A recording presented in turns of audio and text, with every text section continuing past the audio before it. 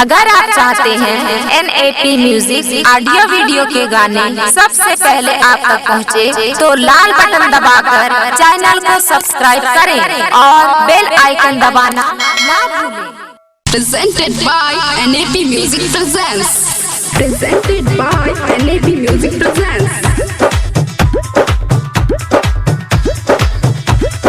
DJ Neeraj बाबू,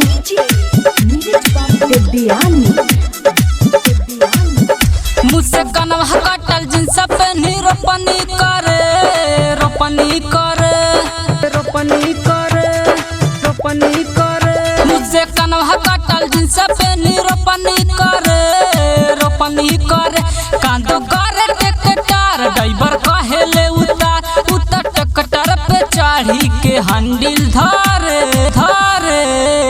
मुझसे कनवा कटल जिन्स पे रोपनी करे रोपनी करे। मुझसे कनवा कटल जिन्स पे रोपनी करे रोपनी करे।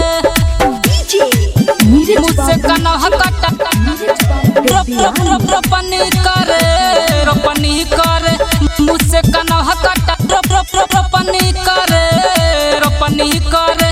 कहीं हम कद बाटे पेन्हिला समीज हो, कहेले कि लइका हवा बड़ी बदतमीज हो बड़ी बदतमीज हो बड़ी बदतमीज हो। कहीं हम कद बाटे पेन्हिला समीज हो, कहेले कि लइका हवा बड़ी बदतमीज हो बड़ी बदतमीज हो। नी बरसात खेतवा में टिप टिप करे। मुझसे कनवा कटल जिन्स पे रोपनी करे रोपनी करे। मुझसे कनवा कटल जिन्स पे रोपनी करे रोपनी करे। नीरज बाबू, मुझसे कनवा कटल रोपनी करे रोपनी करे। मुझसे कनवा कटल सामा सम के हेडफोन काने में लगावेले।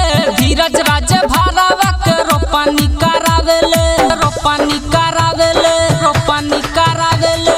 सामा सम के हेडफोन काने में लगावेले।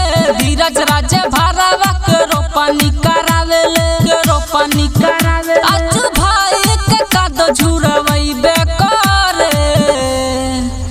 मुझसे कनवा कटल जिन्स पे रोपनी करे रोपनी करे। मुझसे कनवा कटल जिन्स पे रोपनी करे रोपनी करे। Mixed by NAP Music Presents.